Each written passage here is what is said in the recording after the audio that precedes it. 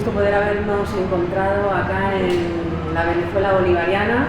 Ciertamente, sí. En este momento de proceso electoral y de cumbre de los pueblos por la paz y contra la guerra. Vamos a iniciar con una breve presentación siempre preguntamos, ¿no?, quién es la persona que entrevistamos, en este caso, quién es Carlos Paz. Yo soy periodista de profesión, oriundo de Montevideo, Uruguay, avecindado en México hace medio siglo por razones políticas, donde llegué como refugiado. Me he dedicado toda la vida a escribir, ¿no? A andar por el mundo, caminando, haciendo entrevistas, reportajes.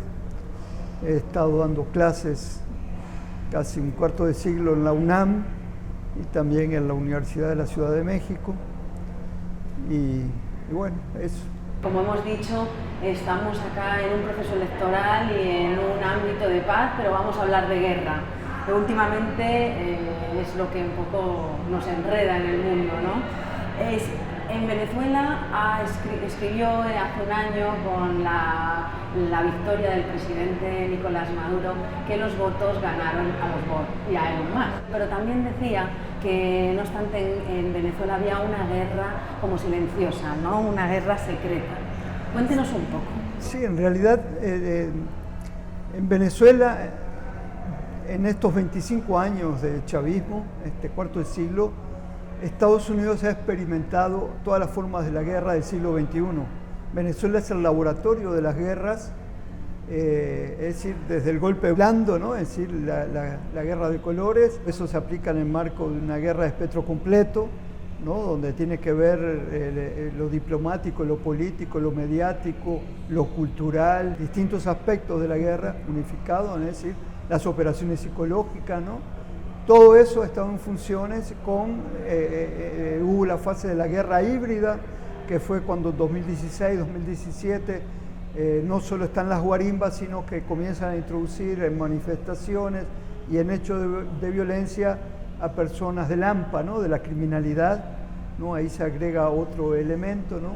Está el tema de la guerra cognitiva, ¿no?, es decir, todo el uso a su vez de las nuevas tecnologías de la comunicación y la información aplicadas a la guerra, ¿no? Entonces, la gente no se da cuenta, la mayoría de la gente, incluso la propia población venezolana que la padece, no se da cuenta, digamos, de estos mecanismos de la guerra, ¿no? Pero son los mismos mecanismos que se aplican en México, ¿no? Es decir, que cuando hay elecciones o en épocas de no elecciones, en tiempos de paz se aplican estas metodologías según la circunstancia de cada país, ¿no?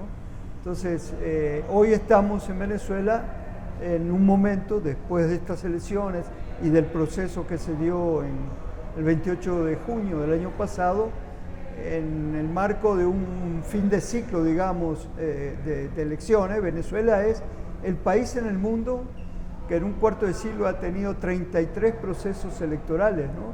Es decir, es el país, desde el punto de vista de la democracia representativa, que más elecciones ha tenido en el mundo, ¿no? Y a la vez, digamos, hay un proceso como este último en donde participa toda la población.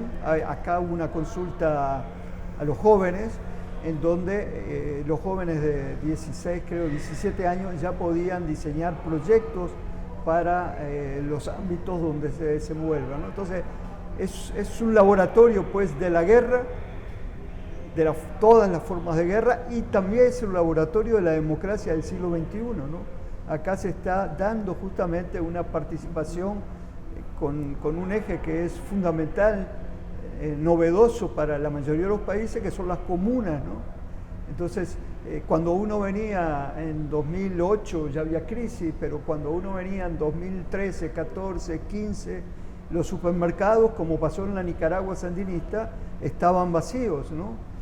Y había dificultad con la gasolina porque se dejó de producir porque la guerra también incorpora las sanciones, ¿no? Es la guerra financiera, es la guerra por otras vías, ¿no? Entonces, bueno, había muchas carencias. Hoy vemos que están los supermercados llenos en medio de un bloqueo, ¿no? Entonces, eso en el exterior no se ve, no se vislumbra, porque los medios hegemónicos plantean Maduro dictador, Chávez dictador, Venezuela una dictadura, ¿no? Entonces, bueno, parte de nuestra función es justamente como periodista estar al servicio de la verdad, relatar los hechos, lo que está ocurriendo en estos procesos, ¿no? Justamente tenemos en el marco de lo que está ocurriendo en el mundo, Venezuela es un proceso muy rico, un proceso de cambio. Tiene sí tumbo, ¿no? Hay un paso adelante, dos atrás, en fin, hay contradicciones, hay problemas evidentemente también en el camino que tiene que ver con el modelo que se está experimentando, pero bueno, creo que es un proceso que va, ¿no? Y el bolivarianismo a su vez está influyendo en muchos jóvenes de la patria grande, ¿no? Y de Venezuela pasamos a un país con el que Venezuela es muy solidario, Palestina. ¿Qué está pasando en Palestina y sobre todo si podemos hablar de un intento de exterminio étnico? En Palestina el ejército de ocupación israelí está experimentando diversas formas de guerra, una guerra híbrida asimétrica, y vemos que hay un proceso de aniquilamiento, una guerra genocida, pero que se combina con la limpieza étnica, ¿no? Bueno, se utiliza la inanición, ¿no?, como instrumento bélico, ¿no?, es decir, el uso de la hambruna, ¿no?, para el exterminio, ¿no? Es un país que está sometido a políticas de guerra que ya creíamos que no se iban a repetir después de la creación de la ONU, después del nazismo, y justamente las víctimas del nazismo hoy están practicando las mismas metodologías que creíamos que cuando se crea la ONU y la ONU crea el Estado de Israel ya no se iba a dar más, ¿no? El tema de los niños muertos, ¿no?, es decir, niños famélicos que son exhibidos, bueno, no hay ya todo lo que uno podía creer por compasión. La sociedad israelita en general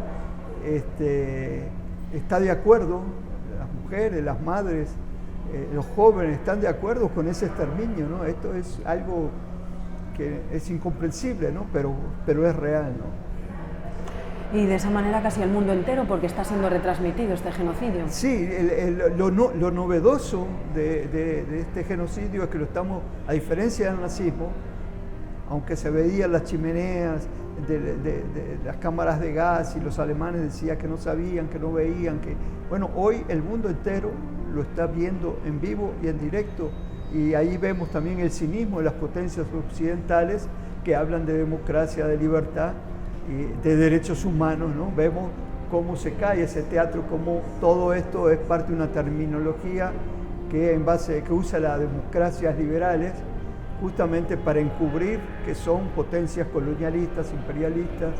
Todo eso está quedando exhibido hoy.